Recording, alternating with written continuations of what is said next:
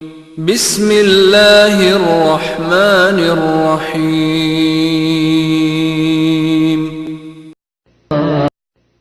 هذا القرآن يوحدنا لطريق الخير يوجهنا الله نحمده ونستعينه ونستغفره ونعوذ بالله من شرور أنفسنا ومن سيئات أعمالنا من يهده الله فلا مضل له ومن يضلل فلا هادي له وأشهد أن لا إله إلا الله وحده لا شريك له وأشهد أن محمدا عبده ورسوله يا أيها الذين آمنوا اتقوا الله حق تقاته ولا تموتن إلا وأنتم مسلمون يا أيها الناس اتقوا ربكم الذي خلقكم من نفس واحدة وخلق منها زوجها وبث منهما رجالا كثيرا ونساء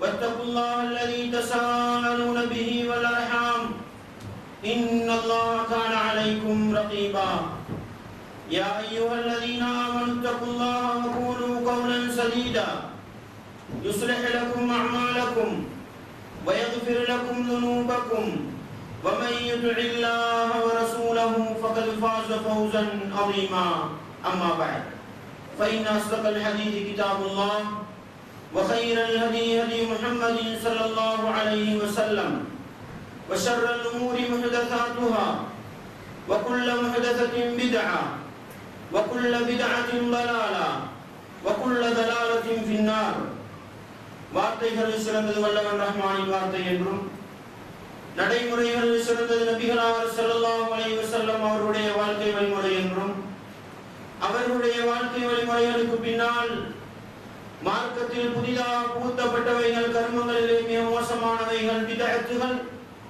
எல்லா பிதஅத்துகளும் வழிகேடுகள் எல்லா வழிகேடுகளும் மனிதனை நரகத்துக்கு இட்டுச் செல்லும் என்று சொன்னவனாய் சொற்பொழிவை ஆரம்பம் செய்கின்றேன்.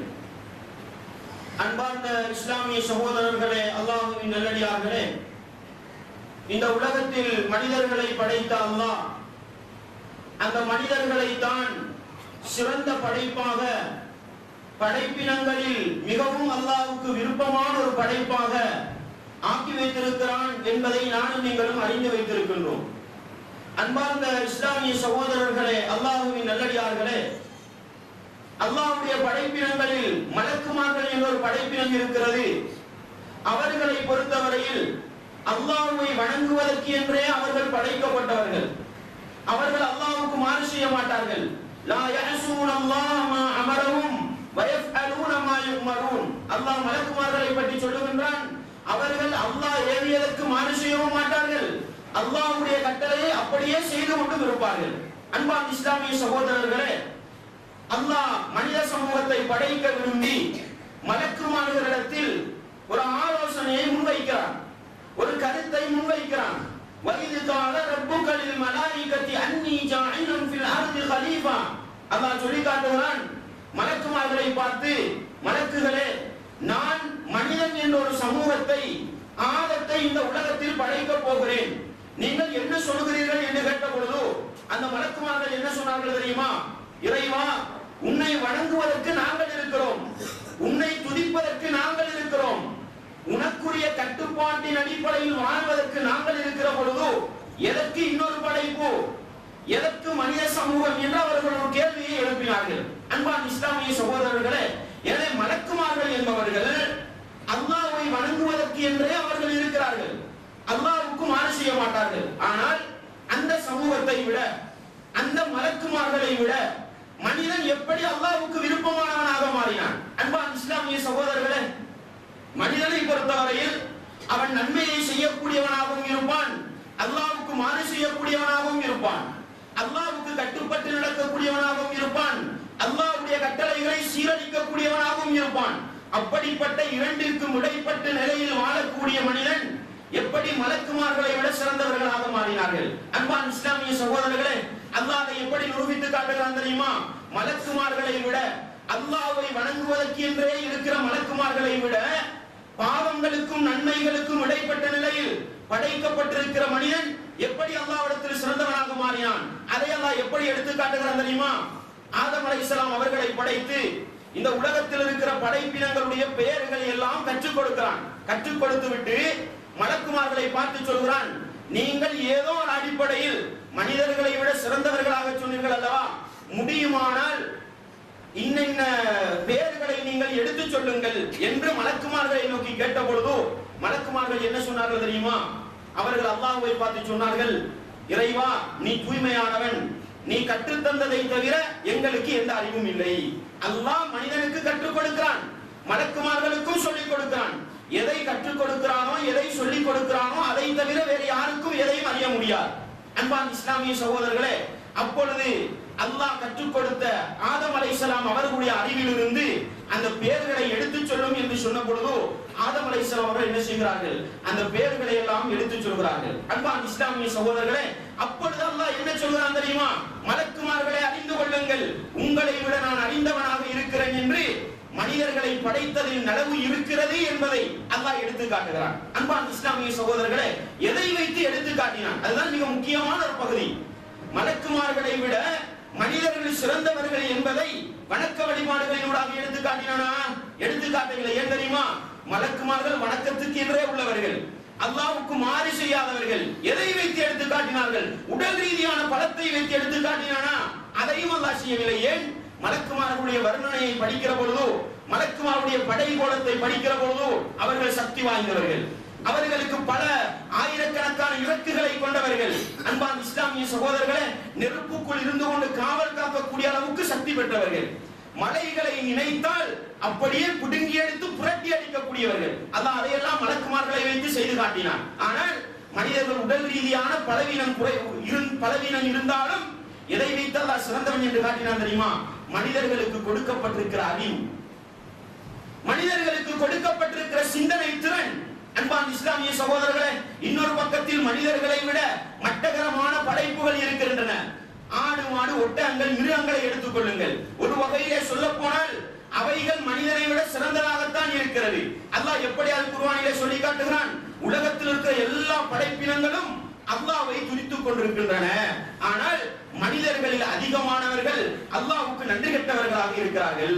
அன்பான் இஸ்லாமிய சகோதரர்களே, சூரியனாக இருக்கட்டும், சந்திரனாக இருக்கட்டும், ஆடாக இருக்கட்டும், மாடாக இருக்கட்டும், உலகத்தில் இருக்கிற எல்லா படைப்பினங்களும் படைத்தவனை துதித்துக் கொண்டு அவனுக்கு செய்ய வேண்டிய கடமைகளை செய்து கொண்டுதான் இந்த உலகத்தில் வாழ்கின்றன. ஆனால் அதிகமான மனிதர்கள், பெரும்பான்மை சமூகம் படைத்தவன் அல்லாஹ்வுக்கு மாறு செய்யக்கூடிய நிலையில்தான் இருக்கின்றன.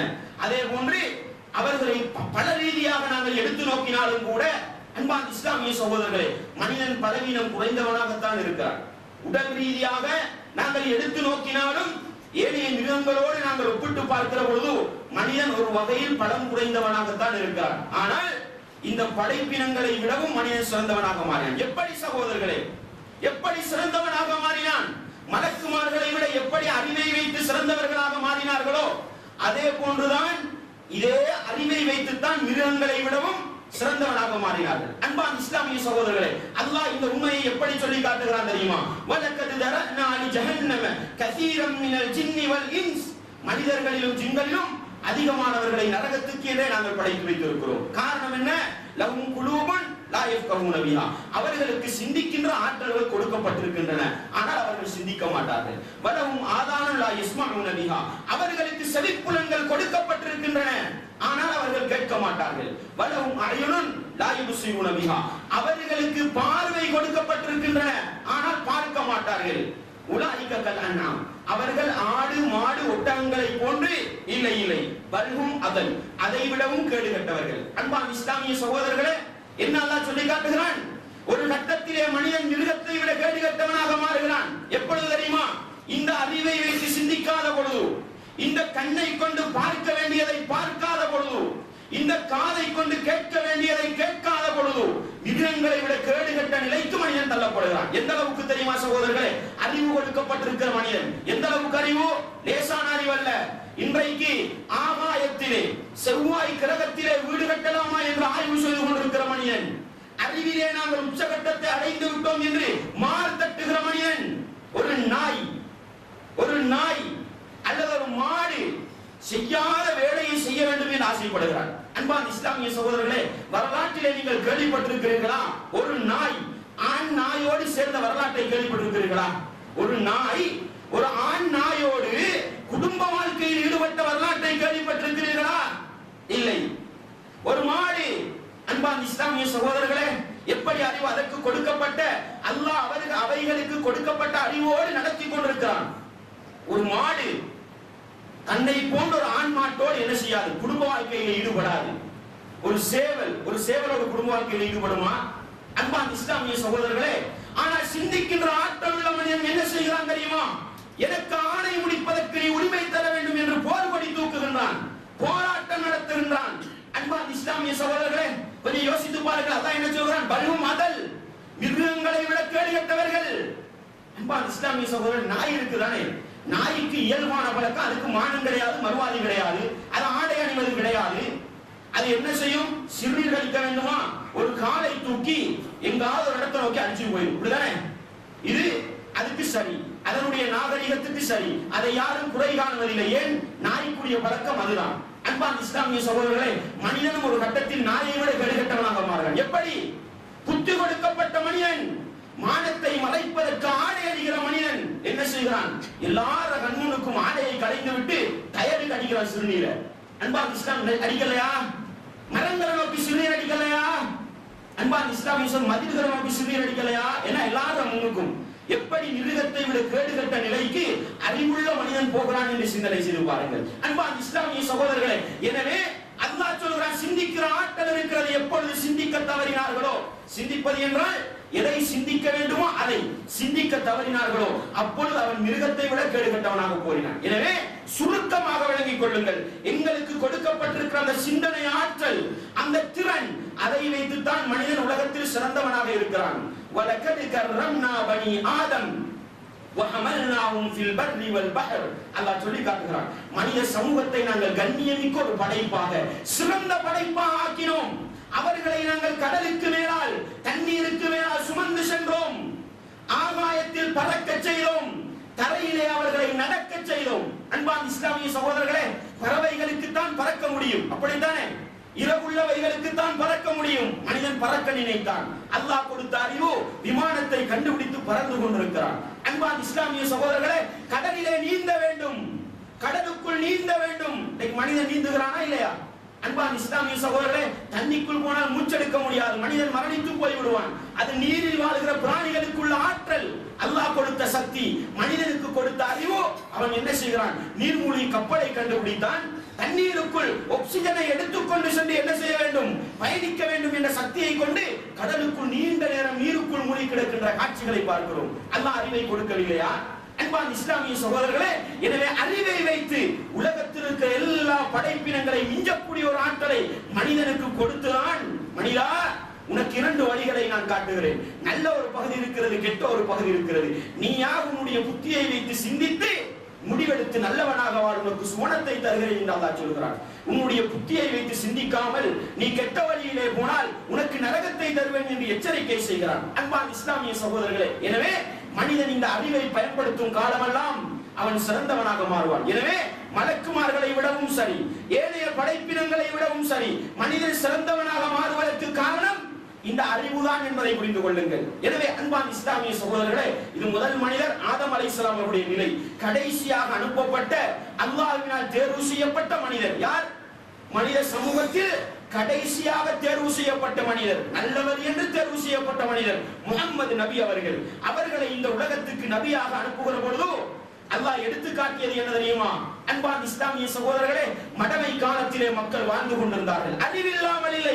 நன்றாக விளங்கிக் கொள்ளுங்கள், புத்தி கெட்டவர்கள் அல்ல அவர்கள், பைத்தியக்காரர்கள் அல்ல அவர்கள். அறிவிருந்தது, அறிவை பயன்படுத்துகிற முறை தெரியாமல் வாழ்ந்தார்கள். நீங்கள் நினைக்கிறீர்களா ஜாஹிலியா கால சமூகம், அரபு சமூகம் அறிவில்லாதவர்கள் என்று? பாலைவன நடுவிலே கொண்டு போய் இன்றைக்கு அறிவியல் உச்சகட்டத்தில் இருக்கிற ஒரு மனிதனை கொண்டு போய், நாசாவிலே விஞ்ஞான வேலை செய்கிற ஒரு மனிதனை கொண்டு போய் பாலைவன நடுவிலே விட்டால் அவனால் தப்பி வர முடியுமா? அன்பான இஸ்லாமிய, இன்றைக்கு ஒரு நேரம் கருவிகளை வச்சு என்ன செஞ்சிருவான்? தப்பி வந்துருவான். கருவிகள் இல்லாமல் கொண்டு போய் விட்டால் அவனுடைய நிலை முடிந்துவிடும். அரபுகள் எப்படி இருந்தார்கள் தெரியுமா? பாலைவன நடுவிலே ஒட்டக பிரயாணம் செய்தார்கள். அவர்களுக்கு பாதையை காட்டியது எது? வானத்தில் இருக்கிற ஒரு சில அற்புதமான விடயங்களை வைத்துத்தான் அவர்கள் பாதையை கண்டுபிடித்தார்கள்.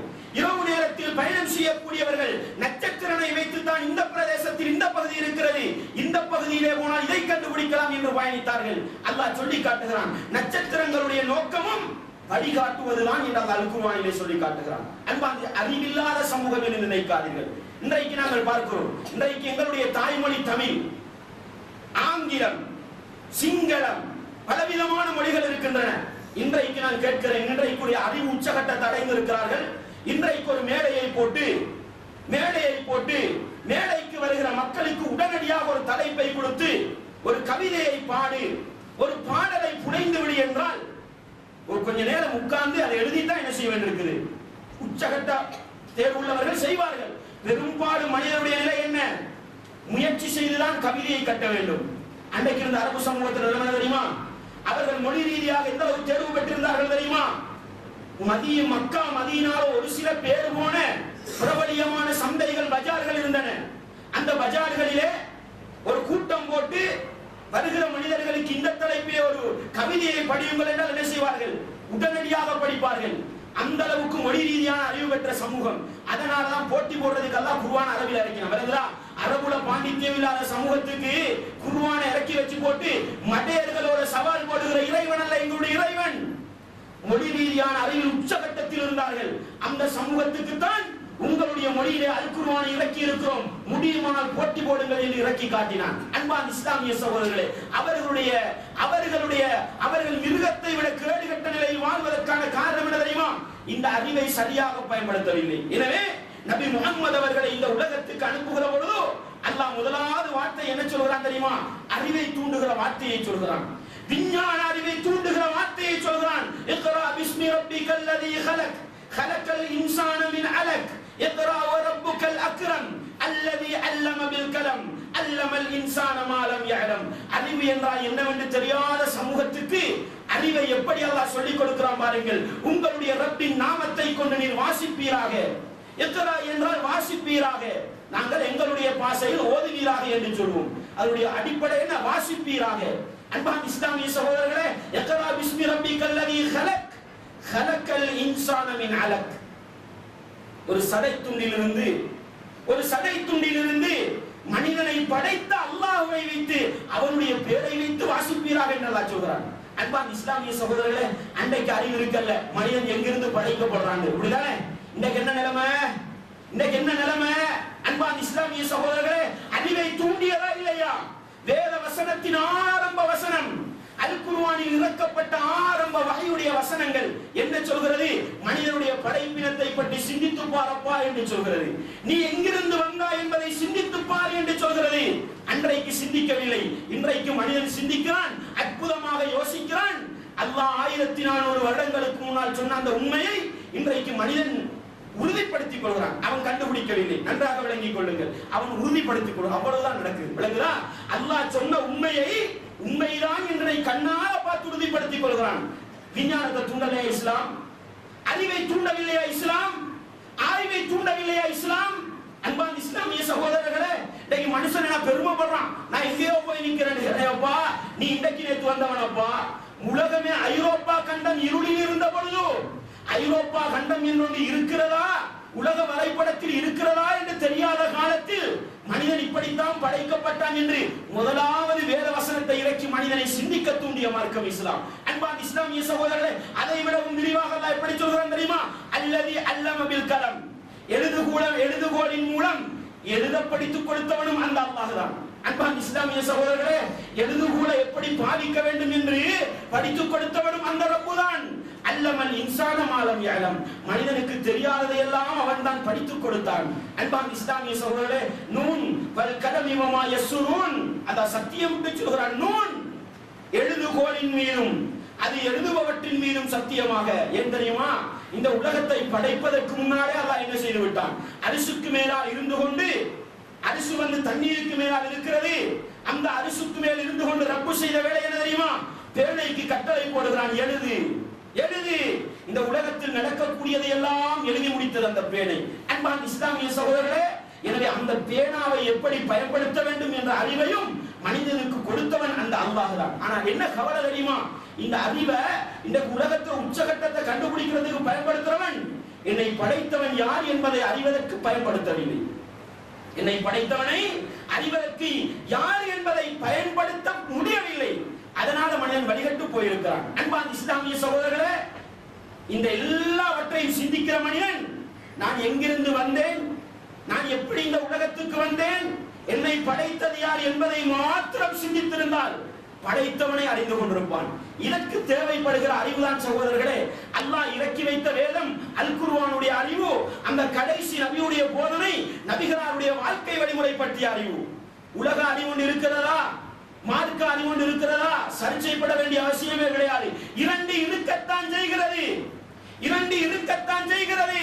உலகம் கொடிகட்டி பறப்பது உலக அறிவிலே, உலக அறிவிலே உலகம் கொடிகட்டி பறக்கிறது. அல்லாஹ்வை புரிந்து கொள்கிற அறிவிலே, மார்க்க அறிவிலே, மறுமையில் வெற்றியை ஏற்படுத்துகிற அறிவிலே அவன் தோல்வி அடைந்தவனாகத்தான் இருக்கிறான். எனவே அறிவில் இரண்டு வகை இருக்கிறது என்பதை புரிந்து கொள்ளுங்கள். அன்பான இஸ்லாமிய சகோதரர்களே, எப்பொழுது இந்த உலக அறிவும் மறுமை சம்பந்தப்பட்ட அறிவும் என்றால் இஸ்லாம் சம்பந்தப்பட்ட அறிவும் எப்பொழுது ஒன்று சேர்கிறதோ அவன் இந்த உலகத்தை மிஞ்சி செல்வான். அன்பான இஸ்லாமிய சகோதரர்களே, இந்த இரண்டு அறிவும் சேர்ந்து விட்டால் அவன் மிஞ்சி சென்று விடுவான். அன்பான இஸ்லாமிய சகோதரர்களே, அதனால நாம் பார்க்கிறோம் உலகத்தில் அறிவுட உச்சகட்டத்துக்கு போனவன் என்ன செய்யறான் தெரியுமா? இந்த முஸ்லிம்களை எதிர்ப்பதற்காக வேண்டி, முஸ்லிம்களை அழிக்க வேண்டும் என்பதற்காக வேண்டி என்ன செய்தான்? 2011 செப்டம்பர் மாதத்துல உலகத்திலே பேர் போன ஒரு கட்டிடத்தை தானாக உடைத்து வீசுறான். அறிவை பாருங்கள். அன்பான இஸ்லாமிய சகோதரர்களே, புத்தி கெட்டு போறது இருக்கிறான். ஏனப்பா நீ அவ்வளவு பெருமதியான கட்டிடத்தோட ஜாய், அதனால ஏன் பல பேருடைய உயிரை காவு கொண்டாய்? அதை முஸ்லிம்கள் தான் அடித்தார்கள். அதன் பிறகு இன்றைக்கு அமெரிக்கர்களே சொல்கிறார்கள் அதை முஸ்லிம்கள் செய்யவில்லை என்று. ஆனால் நான் என்ன சொல்ல வரேன், அவ்வளவு அறிவில் உள்ள மனிதன், அவ்வளவு பெருமதியான உலகத்திலே பேர் போன அமெரிக்காவின் அந்த வரைபடத்தை எடுத்து நோக்கினால் எல்லோருடைய கண்களுக்கும் தென்படக்கூடிய அந்த இரண்டு மாடியையும் அவன் அந்த இரண்டு கட்டிடத்தையும் அவன் என்ன செய்கிறான்? உடைத்து நொறுக்குகிறான். இதுதான் அறிவு அவன். அன்பான இஸ்லாமிய சகோதரர்களே, இந்த தூரத்துக்கு நாங்க யோசிக்க வேண்டிய அவசியம் இல்லை. இவன் அறிவு எப்படி, ஏன் காரணம் நினைக்கிறீங்க? அவன்கிட்ட உலக அறிவு இருக்குது, எந்த அறிவு வரல. அல்லாஹ்வை பற்றிய அறிவு, மறுமையை பற்றிய அறிவு சரியாக வரவில்லை. எனவே அன்பான இஸ்லாமிய சகோதரர்களே, இஸ்லாம் சொல்வது என்ன தெரியுமா? இஸ்லாம் தூண்டுவது எதை தெரியுமா? நீ அறிவை தேட வேண்டும். பொதுவாகத்தான் சொல்கிறது. உலக அறிவு என்று மறுமை அறிவு என்று இஸ்லாம் பிரிக்கவில்லை. ஆனால் இன்றைக்கு ரெண்டு இருக்கிறது என்பதை என்ன செய்யக்கூடாது? உலக நடைமுறையில் இரண்டு இருக்கிறது என்பதை நாங்கள் மறக்க முடியாது, மறைக்கவும் முடியாத உண்மை. ஆனால் முஸ்லிம்களை பொறுத்தவரையில் இந்த இரண்டு அறிவையும் தேடுகிற பொழுதுதான் அவனால் வெற்றி பெற முடியும் என்பதை நாங்கள் மறந்துவிடக் கூடாது. இன்றைக்கு முஸ்லிம் சமூகம் ஒரு பகுதியிலே கவனம் செலுத்தியது, அடுத்த பகுதியில் வீழ்ச்சியை நோக்கி போய் கொண்டிருக்கிறது. அதுக்கு மிக முக்கியமான உதாரணத்தை சொல்ல வேண்டுமா? முஸ்லிம் சமூகம் ரேடியோவை திறந்தாலும் இஸ்லாத்தை பேசுகிறார்கள், டிவியை திறந்தாலும் ஒரு சில சந்தர்ப்பத்தில் இஸ்லாத்தை பேசுகிறார்கள். ஆனால் இன்றைக்கு முஸ்லிம் சமூகத்தினால இந்த சிடியை எப்படி இஸ்லாமியமயப்படுத்த வேண்டும் என்ற அறிவு இல்லாமல் போய்விட்டது. இப்படித்தானே இன்டர்நெட். அன்பான இஸ்லாமிய சகோதரர்களே, இன்றைக்கு உலகத்தை ஒரு வழியிலே கொண்டு செல்வது என்ன தெரியுமா? இன்டர்நெட் தான். முழு உலகத்தையும் கையிலே கொண்டு வந்து வைத்துக் கொண்டு ஒரே பார்வையில் பார்க்கக்கூடிய நிலையில் கொண்டு வந்து வைத்திருப்பது இந்த இன்டர்நெட் வசதிகள் தான். ஒரு முஸ்லிமானதை எப்படி நிர்வகிக்க வேண்டும் என்று தெரியாது, இஸ்லாமியமயப்படுத்த வேண்டும் என்று தெரியாது. என்ன நிலையில் இருக்கிறார்கள்? யூடியூபா, அதை ஒரு காலத்தில் டிவியா அதை பயன்படுத்தார்கள், சைத்தான் பெட்டி என்று சொன்னார்கள். இந்த யூடியூபா பயன்படுத்தாதீர்கள் என்று சொல்கிறார்கள். இமெயிலா எதற்காது என்று கேட்கிறார்கள், பேஸ்புக்கா எதற்காது என்று கேட்கிறார்கள். அன்பான இஸ்லாமிய சகோதரர்களே, அது வடிகட்டிலே வளர்ந்து கொண்டு செல்கிறது. ஒரு பட்டனை அமர்த்தினால் இஸ்லாத்தை பார்ப்பதை விட வடிகட்டை பார்ப்பதுதான் அதிகமாக இருக்கிறது. ஏன் நாங்கள் முயற்சி செய்தால் அவைகளை விட இஸ்லாத்தை அதிகமாக பார்க்கிற நிலைக்கு யூடியூபை மாற்ற முடியாதா? பேஸ்புக்கை மாற்ற முடியாதா? அது பற்றிய அறிவு முஸ்லிம் சமூகத்துக்கு கொடுக்கப்படவில்லை. இந்த தொழில்நுட்ப வளர்ச்சிகளை எப்படி பயன்படுத்த வேண்டும் என்ற அறிவு மிம்பர் மேடைகளிலே பேசவில்லை. மிம்பர் மேடைகளை அதற்குரிய இடமாக நோக்கவும் இல்லை எங்களுடைய உலமாக்கள் சமூகம். அன்பான இஸ்லாமிய சகோதரர்களே, எனவே எந்த தொழில்நுட்ப வளர்ச்சியாக இருக்கட்டும், மொபைல் போன் அன்பான இஸ்லாமிய சகோதரர்களே, இன்றைக்கு அதை மட்டும் கூடாது யாருமே சொல்றதில்லையே. அது எல்லாருக்கும் தேவைதானே. அதுலயும் பெரிய ஒரு சமூகம் வழிகட்டு போகுது. அது கூடாது, அது சைத்தாண்ட பெட்டி யாரும் சொல்றதில்லையே. அதுல எல்லாருக்கும் வாசி இருக்குதானே, அதனால பேச மாட்டாங்க. இன்டர்நெட் எல்லா நாட்டம் இல்லதானே? அப்படிதானே? அன்பான இஸ்லாமிய சகோதரர்களே, எந்த ஒரு தொழில்நுட்ப வளர்ச்சியாக இருக்கட்டும், மொபைல் போனாக இருக்கட்டும், இன்டர்நெட்டில் இருக்கிற ஏனைய வசதிகளாக இருக்கட்டும், கம்ப்யூட்டராக இருக்கட்டும், லேப்டாப்பாக இருக்கட்டும், எல்லா அந்த தொழில்நுட்ப வளர்ச்சிகளிலும் சரியாக அறிவை பயன்படுத்தினால் இஸ்லாத்தை வளர்ப்பதற்கு அதுதான் காரணமாக இருக்க போகிறது.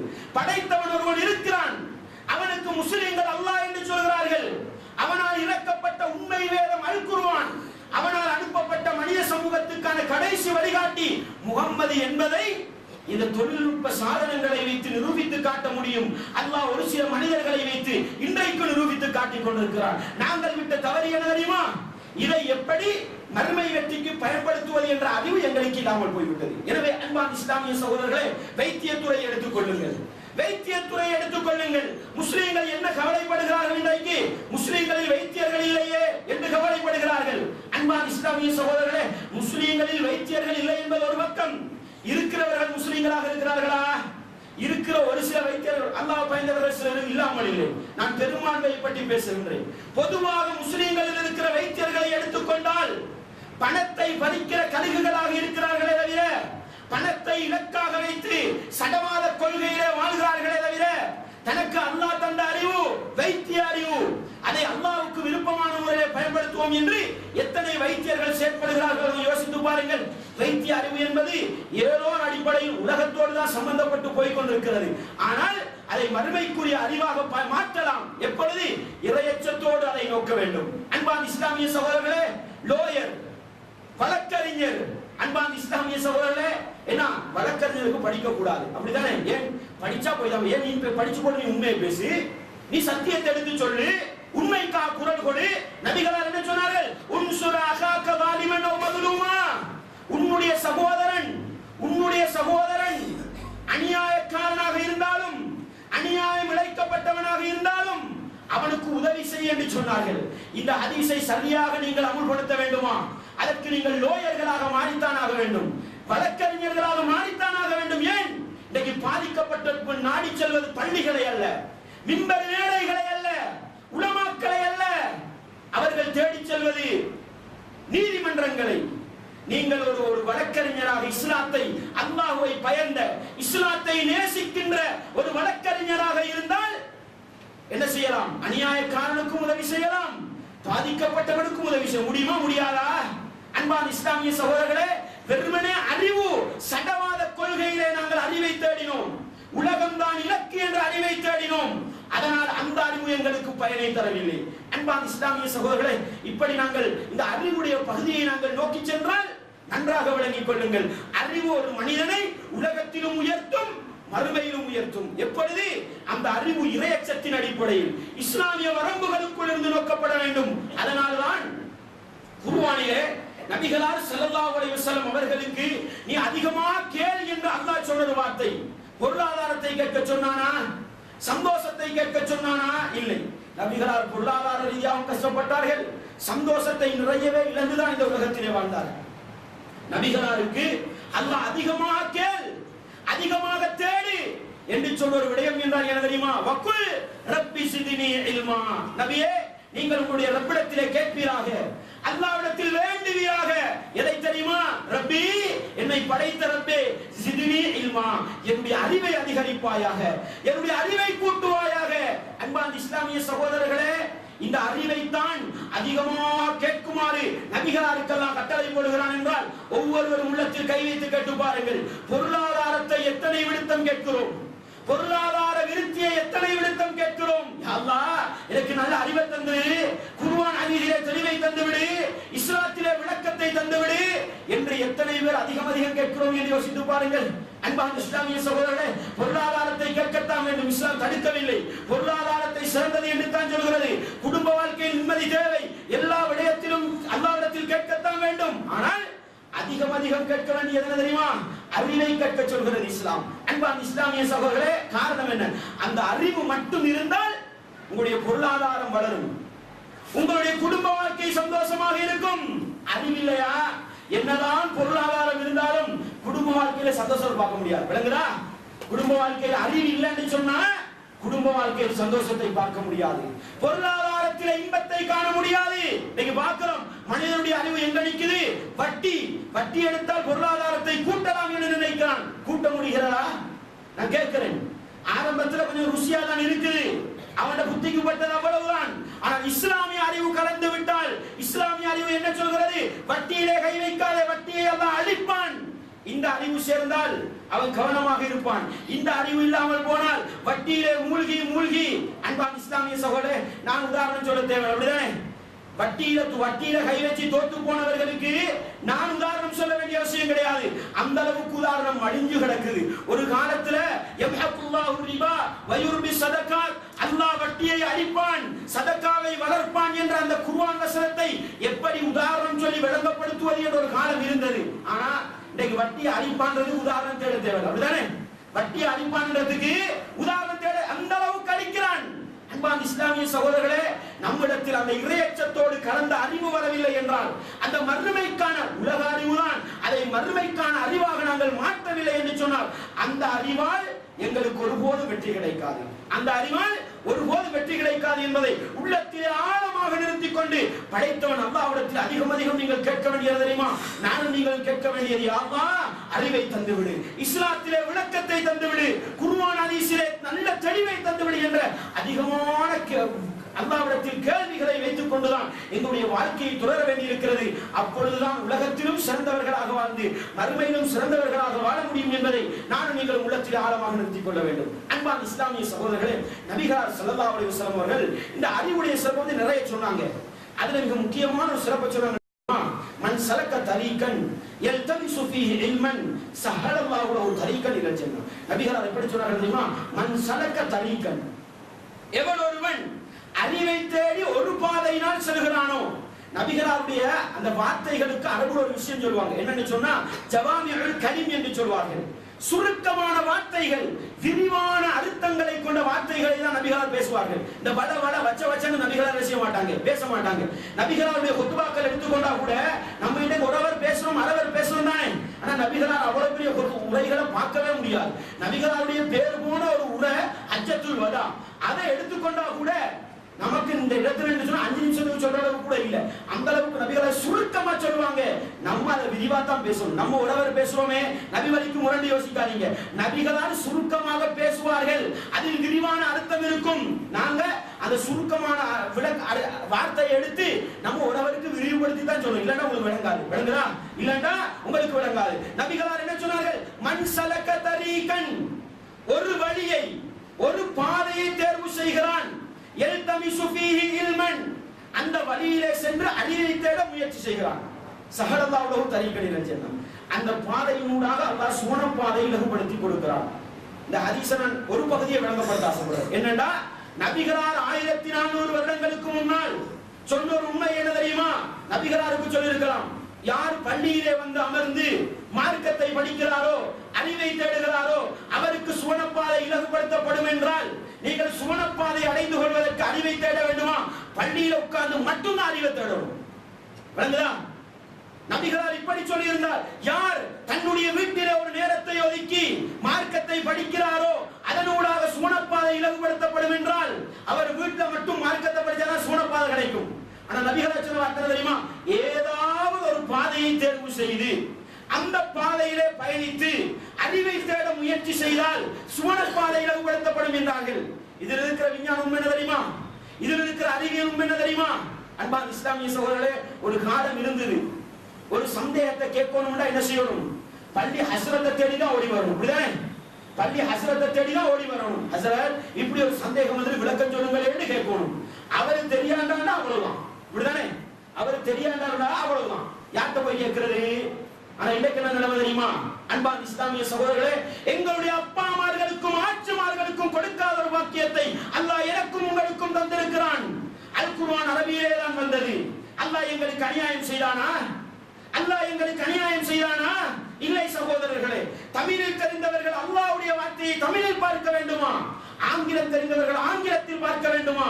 உலமாக்களை வைத்து மொழிபெயர்ப்பு செய்து தந்தான். உலமாக்களை வைத்து மொழிபெயர்ப்பு செய்து தந்தான். நான் அறிவை தேடுவதற்காக தர்ஜுமாவை வாசிக்கிறேன். சுவனப்பாதை கிடைக்குமா கிடைக்காதா? சுவனப்பாதை கிடைக்குமா கிடைக்காதா? இஸ்லாமிய சகோதரர்களே, புகாரி முஸ்லிம் ஒரு காலத்துல புகாரினா எங்க சமூகத்துக்கு தெரிஞ்சது தெரியுமா?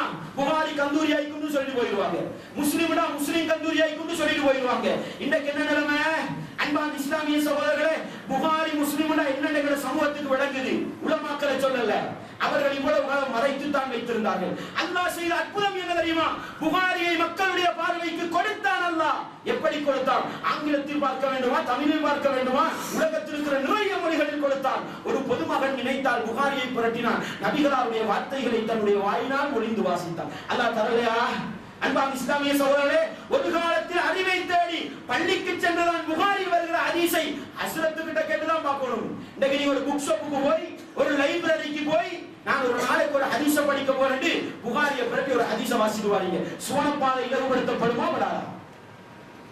சூனப்பாதை இலவுபடுத்தப்படுமா விடாதா?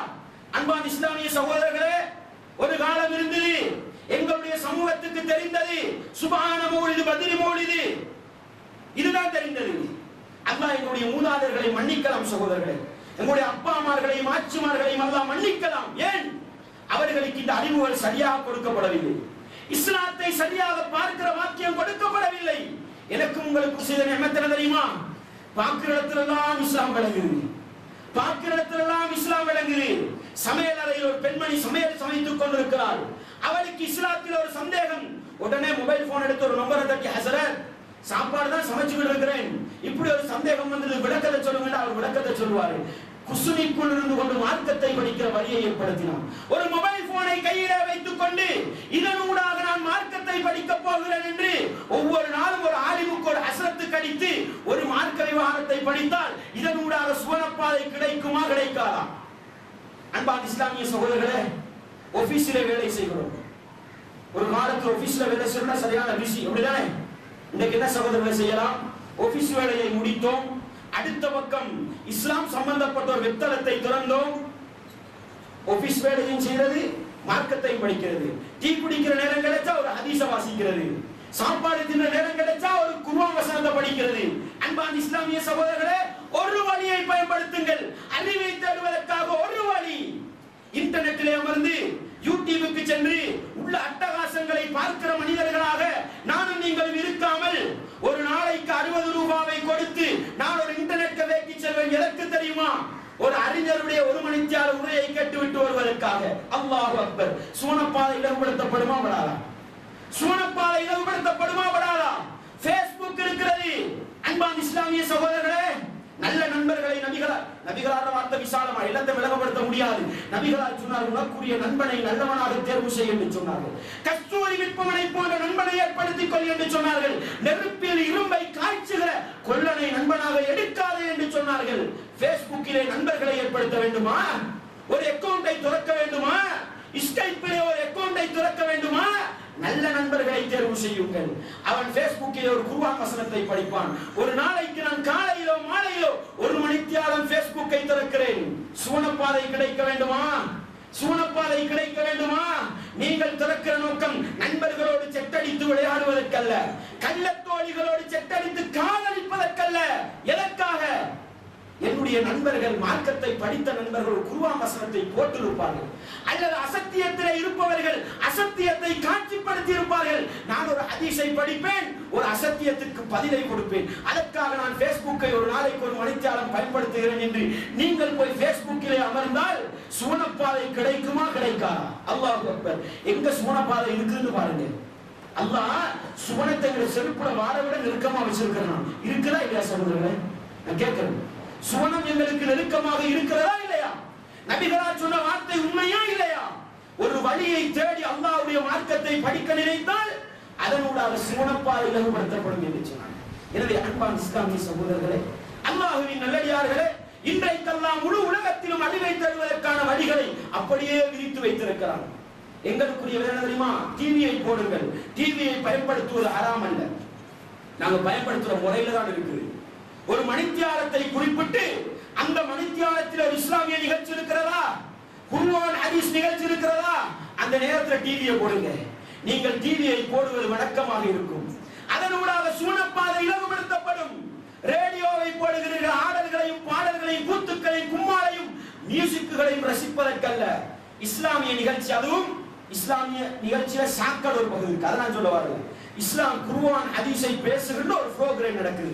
இந்த மணிக்கு தான் நடக்குதுன்னா அந்த நேரத்தில் அதை படிப்பதற்காக நீங்கள் ரேடியோவை போடுகிறீர்கள். சுவனப்பாதை இலகுபடுத்தப்படுமா படாதா? நீங்கள் ரேடியோவை இயக்குகிற இந்த கை மறுமையிலே சாட்சி சொல்லுமா சொல்லாதா? அல்லாஹ் எங்க வச்சிருக்கிறான்னு பாருங்க சகோதரர்களே. இன்னைக்கு நிறைய பேர் பார்க்கிறோம். நம்ம இந்த 404040 எத்தனையோ மெசேஜ் தளங்களை திறந்து வைத்திருக்கிறார்கள். மெசேஜ் அனுப்புறது. அல்லாஹ் அவர்களை புரிந்து கொள்ள வேண்டும். அவர்களுக்கு இஸ்லாத்திலே தெளிவையும் ஆர்வத்தையும் கொடுக்க வேண்டும். காலையிலே போனை எடுத்து பார்த்தால் ஒரு மெசேஜ் வந்திருக்கிறது. ஒவ்வொரு நாளும் அந்த மெசேஜை நான் வாசிக்கிறேன். எதற்காக தெரியுமா?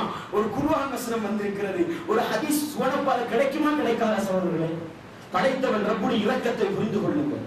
படைத்தவன் அல்லாஹ்வுடைய அருளை புரிந்து கொள்ளுங்கள். இந்த நியமத்துக்களை சரியாக பயன்படுத்தி அல்லாஹ்வுடைய அறிவை தேட முயற்சி செய்யுங்கள். நானும் நீங்களும் சுவனம் சொல்வது மிக தூரம் அல்ல. எனக்கும் உங்களுக்கும் உரிய சுவனப்பாதை மிக நீண்ட தூரம் அல்ல, பக்கத்தில் இருக்கிறது. எனவே அன்பான இஸ்லாமிய சகோதரர்களை, அறிவை தேடுங்கள். குர்ஆன் ஹதீஸை எந்த வழியிலெல்லாம் படிக்க முடியுமோ அந்த வழியிலெல்லாம் படியுங்கள். உங்களுடைய விசேடமாக நான் சொல்வது, குர்ஆன் ஹதீஸை பேசுகிற சமூகம், தௌஹீத்வாதிகள் என்று அடையாளப்படுத்தப்படுகிற சமூகம் நான் சொல்வதில்லை. தௌஹீத் ஜமாத் என்று நான் சொல்ல விரும்புவதே இல்லை. தௌஹீத் என்பது ஒரு ஜமாத்தே கிடையாது. அவர்களுக்கு சட்டப்பூர்வமான தலைவர்கள் இல்லை, அவர்களுக்கு நிர்வாகிகள் இல்லை. தௌஹீத்வாதிகள் குர்ஆன் ஹதீஸ் ஒருத்தன் விரும்பினா அவனுக்கு தௌஹீதை சேர்ந்து போயிடும். விளங்குதா? ரசூலுல்லாஹ்வுடைய காலத்திலே சஹாபாக்கள் எப்படி சுதந்திரமாக இஸ்லாம் என்ற பெயருக்குள் இருந்து இஸ்லாத்தை பேசினார்களோ அந்த உரிமையை கொடுத்திருக்கிற ஒரே பெயர் தௌஹீத் ஜமாத் தான்.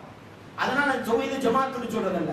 யாருக்கு சத்தியத்தை பேசணுமோ அந்த தௌஹீதை வந்து சேர வேண்டியதான். அவருக்கு இதெல்லாம் கொடுத்து அழிக்க கொடுத்து எடுக்கிறது இல்லை. எனவே நான் சொல்வது என்னவென்றால், தௌஹீத்வாதி என்று சொன்னால் ஜமாத் என்று நினைக்காதீர்கள். குர்ஆன் ஹதீஸை நேசிக்கிற ஒவ்வொரு சகோதரனும் ஒன்றை உள்ளத்திலே ஆழமாக நிறுத்திக் கொள்ளுங்கள். எங்களுடைய எதிர்காலம் கேள்விக்குரியது. எங்களுடைய எதிர்காலம் கேள்விக்குரியது. ஒவ்வொரு வளர்ந்தவர்களும் பிள்ளைகளை பெற்று வளர்ப்பவர்களும் யோசித்து பாருங்கள். எங்களுக்கு கிடைத்த குர்ஆன் ஹதீஸுடைய அறிவை எங்களுடைய பிள்ளைகளுக்கு நாங்கள் எந்த அளவு கொடுக்கிறோம்? எந்த அளவு கொடுக்கிறோம் யோசித்து பாருங்கள். அல்லாஹ் எங்களுக்கு சிலருடைய முயற்சியினால் தந்திருக்கிறான். அதை நாங்கள் எங்களுடைய பிள்ளை குட்டிகளுக்கு சரியாக கொடுக்கிறோமா? மனைவிமார்களுக்கு சரியாக கொடுக்கிறோமா? கேள்விக்குறியாக இருக்குது. விளங்குதா? ஒரு காலத்தில் இஸ்லாத்தை ஹா ஹோன்னு பேசியவர்கள் எல்லாம் பிள்ளைகளை பார்த்தா ஆச்சரியமா இருக்குது. தாடியும் இல்ல, கரண்டை காலுக்கு கீழே ட்ரவுசர், பித்தட்டு விளங்குற அளவுக்கு ஆடை அணிஞ்சுகள் போல யாரு? குர்ஆன் ஹதீஸை பேசுகிறவருடைய பிள்ளைகள். அல்லாஹ் பாதுகாக்க வேண்டும் சொல்றது. என்னையும் பாதுகாக்க வேண்டும், உங்களையும் பாதுகாக்க வேண்டும். எங்கள் ஆட்கள்கிட்ட பேசினா சொல்லுவாங்க, பிள்ளையை திருத்துற அதிகாரம் எங்கள்கிட்ட இல்ல. அடே, பிள்ளைக்கு வழிகாட்டுற அதிகாரத்தை தந்திருக்கிறான்பா. திருத்துற அதிகாரம் இல்ல. பாலை கொடுக்கலாம், பாக்கியத்தை கொடுக்க முடியாது. பாலை ஊட்டுறோமா? நம்ம எங்க பிள்ளைகளுக்கு பாலை கொடுக்கிறோமா? இந்த வழிகளை காட்டி கொடுக்கிறோமா? அதை மாத்திரம் கவனத்திலே கொள்ளுங்கள். எதிர்காலம் கேள்விக்குறியாகிவிடும். எங்களுடைய பிள்ளைகள் வழிகட்டு செல்வதற்கு நாங்கள் காரணமா? எத்தனையோ ஜமாத் இயங்குது. எப்படின்னா ஒரு தௌஹீத்வாதிய வழிகெடுக்க சைத்தாண்ட வேலையெல்லாம் சரியா செஞ்சு இருக்கிறாங்க. இல்லைங்களா? சைத்தாண்ட வேலைய பல ஜமாத்துகள் சரியா செய்யறாங்க. தெரியுமா? குர்ஆன் ஹதீஸை பேசக்கூடாது, மற்றதெல்லாம் பேசு. இதுதானே?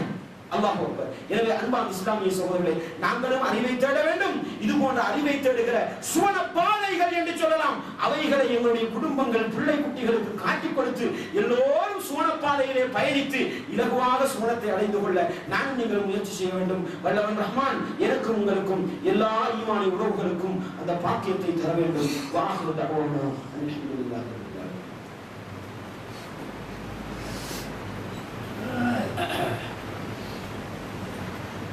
அல்ஹம்துலில்லாஹ் வஸ்ஸலாத்து வஸ்ஸலாமு அலா ரசூலில்லாஹ் வ அலா ஆலிஹி ஹிஸ்பில்லாஹ். அம்மா பஅத்.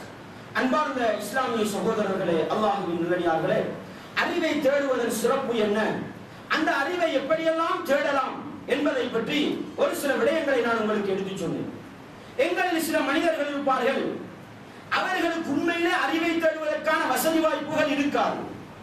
அவர்கள் தொழிலுக்கு செல்லவில்லை என்றால் சாப்பிட வசதி இருக்காது, பிள்ளை குட்டிகளை கவனிக்க முடியாது, தொழில் சென்றுதான் ஆக வேண்டும். இப்படியெல்லாம். ஆனா இந்த கதை கூட சொல்லலாம். ஏன்? வாகனத்தில் உட்கார்ந்து என்ன செய்யலாம்? ஒரு பயானா போட்டா மார்க்கெட்டை படிச்சு போயிடலாம். மொபைல் போன்ல கலைச்சு போற நம்ம மொபைல் போனுக்கு ஒரு டப்பா அடிச்சு அதை காதுல குத்தினா பயான கேட்டுக்கிட்டே போகலாம். இந்த கதை கூட சொல்லலாம். டைம் இல்லைன்னு, மார்க்கத்தை படிக்க டைம் இல்லைன்னு சொன்னா அவனை விட நன்றி கட்டவன் யாருமே இருக்க முடியாது. பெஸ்ட். நமக்கு வாசிக்க தெரியாதா? வாசிக்கிறதுல சீடியோ போட்டு கேளு, ஒரு ஆடியோ போட்டு காதுல கேளு. எத்தனையோ வழி இருக்கிறதுனால அந்த விஷயத்தை டைம் இல்லைன்ற விஷயத்தை சொல்ல முடியாது. அதான் டைமை தாராளமா கொஞ்சம் சுருக்கி இருந்தா கூட எல்லாத்த விட விசாலமான டைம் இருக்குது. நான் என்ன சொல்ல வர போறேன் என்றால், எங்களில் சில நேரம் அறிவை தேடுவதற்கு சந்தர்ப்பம் இல்லாமல் இருக்கிறார். ஆனா ஒன்றை நீங்க வச்சுக்கோங்க, என்னால் ஒருவன் படிக்கட்டும், என்னால் ஒருவன் அறிவை தேடட்டும் என்ற ஒரு முயற்சியிலேயாவது ஈடுபடுங்க. அல்லாஹ் நிறைய பொருளாதாரத்தை தந்திருப்பான், சொத்து செல்வங்களை தந்திருப்பான். அப்படித்தானே அன்பான இஸ்லாமிய சகோதரர்களே? என்னுடைய கையில் இருக்கிற சொத்து என்னுடையதல்ல, நன்றாக விளங்கிக் கொள்ளுங்கள். இப்பொழுது என்னுடைய கையில் இலட்சங்கள் இருக்கின்றன, அது என்னுடைய சொத்தா? நபிகளாருடைய பொன்மொழி சொல்கிறது அது உங்களுடைய சொத்து அல்ல என்று சொல்கிறது, நான் சொல்லவில்லை. நபி தோழர்களை பார்த்து கேட்டார்கள், நபிகளார், உன்னுடைய சொத்தை விட பிறருடைய சொத்தை நேசிக்கிற மனிதர்களை நீங்கள் பார்த்திருக்கிறீர்களா என்று கேட்டார்கள். அப்பொழுது நபி தோழர்கள் கேட்டார்கள், அல்லாஹ்வின் தூதரே, யார்தான் அப்படி நேசிப்பான்? தண்ட சொத்தை தானே நேசிப்பான், பிறருடைய சொத்தை யார்தான் நேசிப்பான் என்று கேட்ட பொழுது நபிகளார் என்ன தெரியுமா சொன்னார்கள்? உன்னுடைய சொத்து எது தெரியுமா? உன்னுடைய சொத்து எது தெரியுமா? நீ எவற்றையெல்லாம் உனக்காக உட்படுத்தி வைத்தாயோ, செலவழித்தாயோ, திண்டு குடித்து ஹலாலான வழியிலே செலவழித்து எவைகளை நீ உட்படுத்தி வைத்தாயோ அதுதான் உனக்குரியது. அதைத்தான் கவலைப்படுறோம். அதை பார்த்து போகுதே போகுதேன்னு கவலைப்படுறோம். கையில இருக்கிறத வச்சு சந்தோஷப்படுறோம். நபிகளார் சொன்னார்கள், உன்னுடைய கையில இருப்பது உன்னுடைய சொத்தல்ல. இந்த நிமிஷம் மௌத்தா போனால் அடுத்த நிமிஷம் அதுக்கு சொந்தக்காரன் வேற யாரோ. அல்லாஹ் அக்பர். அன்பான இஸ்லாமிய சகோதரர், ஒவ்வொருத்தரும் கொஞ்சம் உள்ளத்துல கை வச்சு கேட்டு பாருங்க, நம்ம எதை வச்சு சந்தோஷப்படுறோம்? செலவழிச்சதை வச்சு சந்தோஷப்படுறோமா? அல்லாஹ்வுடைய பாதையில் இந்த கிழமை நான் 10,000 செலவழித்திருக்கிறேன் என்று சந்தோஷப்படுகிறோமா? அல்லது அந்த 10 லட்சம் இருக்குதுன்னு சந்தோஷப்படுறோமா? அடுத்தவங்க சொத்தை வச்சு சந்தோஷப்படுறோம். அப்படிதானே? நபிகளார் அதைத்தான் சொன்னார்கள், உன்னுடைய கையிலே தேங்கி இருக்கிற சொத்து உனக்குரியதல்ல, மௌத்து வந்து விட்டால் அதற்குரிய சொந்தக்காரர்கள் வேறு யாரோ, நீ எதை முற்படுத்தி வைத்தாயோ அது உனக்குரியது என்று சொன்னார்கள். அதே போல நபிகளார் சொன்னார்கள், மரணத்துக்கு பின்னாலும் உங்களுக்கு ஒரு வழி இருக்கிறது, நன்மை சேர்வதற்கு ஒரு வழி இருக்கிறது தெரியுமா? ஒரு அக்கவுண்ட் திறந்து வையுங்கள், அவ்வளவுதான். அடுத்தவன் சல்லி போடுறதுக்கு, அடுத்தவன் உங்களுக்கு நன்மையை போடுவதற்கு ஒரு அக்கவுண்ட திறந்து வச்சு மூத்தாங்க. அது என்ன வழி தெரியுமா? நபிகளார் சொன்னார்கள், இதா மாஸ் மாத்தல் இன்சான் இன்கத அமலு இல்லா மிதராஸ். ஒரு மனிதன் மரணித்து விட்டால் அவனுக்கும் உலகத்துக்கும் எல்லா செயற்பாடுகளோடு அமல்களோடு சம்பந்தப்பட்ட தொடர்புகளும் முடிந்து விட்டன. 3 வழியை தவிர 3 வழி இருக்கு அக்கவுண்ட் திறக்கிறதுக்கு. ஹலாலான மௌத்துக்கு பின்னால நன்மை வாரத்துக்கு 3 அக்கவுண்ட்டுக்கு வழி நபிகளார் சொல்லி தந்தார்கள். அது என்ன தெரியுமா? உனக்கு தெரிந்த அறிவை அடுத்தவனுக்கு சொல்லிக் கொடு. உனக்கு தெரிந்த அறிவை அடுத்தவனுக்கு சொல்லிக் கொடு. அன்பான இஸ்லாமிய சகோதரர்களே, எனக்கு ஒரு குர்ஆன் வசனம் தெரியுமா, ஒரு ஹதீஸ் தெரியுமா, அடுத்தவனுக்கு சொல்லிக் கொடுப்போம். அல்லது நபிகளார் சொன்ன சதக்கத்தின் ஜாரியா, நிரந்தரமான ஒரு தர்மம் என்று சொன்னார்கள். நிரந்தரமான ஒரு தர்மம் என்று சொன்னார்கள். அன்பான இஸ்லாமிய சகோதரர்களே, நிரந்தரமான தர்மன அழியாத ஒரு சதக்காவை செய்யுங்கள். ஒரு பாடசாலையை கட்டுங்கள், ஒரு மதரசாவை கட்டுங்கள், ஒரு பள்ளியை கட்டுங்கள், அல்லது ஒரு மாணவன் படிப்பதற்கான செலவை கொடுங்கள். இஸ்லாத்தை படிப்பதற்கான செலவு, சடங்கையும் சம்பிரதாயத்தையும் படிப்பதற்கல்ல, அல்லாஹ்வுடைய மார்க்கத்தை படிப்பதற்கு நீங்கள் ஒரு மனிதனுக்கு செலவு கொடுக்கிறீர்கள். நீங்கள் அடுத்த நாள் மரணித்து விடலாம். அவன் அந்த சல்லியை வைத்து மார்க்கத்தை படித்து அவன் அமல் செய்யும் காலமெல்லாம் உங்களுக்கு நன்மை வரும். வருமா வராதா? எவ்வளவு வசதி என்று பாருங்கள். அன்பான இஸ்லாமிய சகோதரர்களே, எனவே இந்த வழியை கடைபிடித்துக் கொள்ளுங்கள். அதே போல் நபிகளார் சொன்னார்கள், தனக்காக பிரார்த்தனை செய்கின்ற சாலிகான ஒரு குழந்தையை விட்டு செல்வது என்று. இந்த 3 வழிதான் இருக்குது. வழங்குதா? நம்மளா விட்டுட்டு போறது 3 வழி. நம்மளா விட்டுட்டு போகாம ஒரு சில வழிகளை ரசூலா சொன்னாங்க. நமக்கு ஹஜ்ஜி கடமை இருந்தது செய்யல, எங்களோட புலவர்கள் செஞ்சா கிடைக்கும் ரசூலா சொன்னாங்க. வழங்குதா? நமக்கு நோம்பு கடமை இருந்தது, நோம்ப பிடிக்கல, எங்களோட புலவர்கள் இது நம்ம விட்டுட்டு போறதல்ல, எங்களோட புலவர்கள் செஞ்சா கிடைக்கும். ஆனா இந்த 3 வழி இருக்குதானே, நம்மளா அக்கவுண்ட் திறந்துட்டு போற வழி. அந்த அடிப்படையில உங்களால மார்க்கத்தை படிக்கிறதுக்கு சந்தர்ப்பம் கிடைக்கலையா, படிக்கிற ஒருத்தனுக்கு உதவி செய்யுங்கள், படிக்கிற ஒருத்தனுக்கு உதவி செய்யுங்கள். அன்பான இஸ்லாமிய சகோதரர்களே, அவன் படித்து கற்றுக் கொடுக்கும் காலமெல்லாம், அமல் செய்யும் காலமெல்லாம் உங்களுக்கு நன்மை வந்து கொண்டே இருக்கும் என்பதை, அல்லாஹ்வுடைய அருளை மறந்து விடாதீர்கள். அந்த அருளை கணக்கில் வைத்துக் கொண்டு உங்களுடைய பொருளாதாரத்தில் ஒரு பகுதியை அல்லாஹ்வுடைய மார்க்கத்தை படித்துக் கொடுப்பதற்காக, கற்றுக் கொடுப்பதற்காக செலவழிக்கின்ற முயற்சியில் ஈடுபடுங்கள். அன்பான இஸ்லாமிய சகோதரர்களே, இன்றைக்கு வழிகேட்டை போதிக்கிற ஜமாத்துகள், அமைப்புகளை எடுத்துக்கொண்டால் அவர்கள் நிறையவே என்ன செய்கிறார்கள், செலவழிக்கிறார்கள். எங்களாக்களுக்கு பள்ளி கட்டுறது மட்டும்தான் நோக்கம். எங்களாக்களுக்கு பள்ளி கட்டுறது, கிணறு வெட்டுறதுதான் நோக்கமா இருக்கு. அல்லாஹ் அக்பர். அன்பான இஸ்லாமிய சகோதரர்களே, அடுத்த சமூகம் எத்தனையோ செமினார்களை நடத்துகிறது. எத்தனையோ திட்டங்களை வைத்து அறிவை வளர்ப்பதற்கான வாலிபர்களையும் பெண்களையும் பிடித்து வழிகெடுப்பதற்கான முயற்சியில் ஈடுபடுகிறது. நம்ம பள்ளி கட்டுறதிலையும் கிணறு வெட்டுறதிலையும் தான் இருக்கிறோம். அல்லாஹ் அக்பர். அன்பான இஸ்லாமிய வேண்டாம், பள்ளி கட்டுவதை நிறுத்துங்கள். அல்லாஹ்வுடைய மார்க்கத்தை வளர்ப்பதற்கான முயற்சியிலே பொருளாதாரத்தை செலவழியுங்கள். அன்பான இஸ்லாமிய சகோதரர்களே, நான் கேட்கிறேன், இலங்கையிலே தௌஹீத் ஜமாத்து கால் பதித்து இன்றைக்கு பல பள்ளிகள் உருவாகி இருக்கின்றன. சந்தோஷம். குர்ஆன் ஹதீஸின் அடிப்படையில் வாழ்வதற்கு, தொழுவதற்கு, வணக்கம் செய்வதற்கு இடங்கள் கிடைத்திருக்கின்றன. அது சந்தோஷப்படக்கூடிய விடயம் தான். ஆனால் அதைவிட பன்மடங்கு நிர்வாக பிரச்சனைகள் ஏற்பட்டிருக்கின்றன. தௌஹீத் ஜமாத்து துண்டாடப்பட்டிருக்கின்றன. ஷைத்தான் அவனுடைய காரியத்தை சரியாக நிறைவேற்றுகிறான். அன்பான இஸ்லாமிய சகோதரர்களே, நான் உங்கள்கிட்ட கேட்கிற கேள்வி என்ன தெரியுமா? எத்தனை புலமை பரிசு திட்டங்களை வைத்திருக்கிறோம். குர்ஆன் ஹதீஸை படித்துக் கொடுப்பதற்கு இந்த திங்கட்கிழமை வியாழக்கிழமை 1 மணி தியாலத்துக்கு வைக்கிற பயான் நிகழ்ச்சியை நான் சொல்லல. ஒரு திட்டம் போட்டு 6 மாத கோர்ஸ் அல்லது 3 மாத கோர்ஸ் இஸ்லாத்தை படிப்பதற்கு, இஸ்லாத்தோடு கம்ப்யூட்டரை கொடுப்பதற்கு, இஸ்லாத்தோடு மொபைல் போனை கொடுப்பதற்கு, இஸ்லாத்தோடு உலக சம்பந்தப்பட்ட அறிவை கொடுப்பதற்கு எத்தனை திட்டங்களை தௌஹீத் ஜமாத் வகுத்திருக்கிறது. அதற்காக எத்தனை ரூபாய்களை ஒதுக்கி இருக்கிறது. ஒவ்வொரு பொருளாதார மட்டத்தில் உள்ளவர்களும் உள்ளத்தில் கை வைத்து கேட்டுப்பார்கள். இன்றைக்கு குர்ஆன் ஹதீஸை பேசக்கூடிய பிள்ளைகளை எல்லாம் படிகளிக்கிற ஜமாத்துகள் காவு கொண்டிருக்கின்றன. நம்ம கணக்கெல்லாம் எங்கட மகன் படிச்சுக்கிட்டு இருக்கிறான்னு இருக்கிறோம். உங்களுக்கு எதிராக இருக்கிற போதுதான் கவலைப்படுவீர்கள். குர்ஆன் ஹதீஸை உங்களுக்கு பேசாத என்று சொல்லப்போதான் கவலைப்படுவோம். எனவே அன்பான இஸ்லாமிய சகோதரர்களே, உங்களுடைய பொருளாதாரத்தை செலவழியுங்கள். எதற்கு தெரியுமா? எதற்கும் அல்ல. நீங்க 6 மாசம் குர்ஆன் ஹதீஸை படிச்சு கொடுக்கிறது நீங்க ஏற்பாடு பண்றீங்களா? நான் செலவழிக்கிறேன். பாருங்கள் சகோதரர்களே, இது மறுமை வரைக்கும் மௌத்துக்கு பின்னாலும் நன்மையை சேர்க்கும். இதற்கான ஒரு முயற்சி இருக்கிறது சகோதரர்களே. இந்த ஏசி டிஜேயினால் இந்த இவங்க ஏற்பாடு பண்றாங்கிறதுக்காக நான் கொத்து படிக்கல, அதை வழங்கிக்கோங்க. நமக்குள்ள ஆசையோட அறிவுள்ள ஒரு சமூகம் வளர்க்கப்பட வேண்டும். ஓஎல் படித்துவிட்டு எக்ஸாம் எழுதிவிட்டு வருகிற மாணவனுக்கு வழிகாட்டப்பட வேண்டும். ஏலவல் முடிந்துவிட்டு வருகிற மாணவனுக்கு வழிகாட்டப்பட வேண்டும். அந்த வழிகாட்டல் குர்ஆன் ஹதீஸின் அடிப்படையில் இருக்க வேண்டும் என்ற ஆசையினால் இவருடைய முயற்சியை நான் பாராட்டித்தான் சொல்கிறேன். கொழும்பு பகுதியிலும் நாவலப்பட்டி பிரதேசத்திலும் எஹலியகுட பிரதேசத்திலும் 3 புரோகிராம் ஏற்பாடு பண்ணியிருக்கிறாங்க.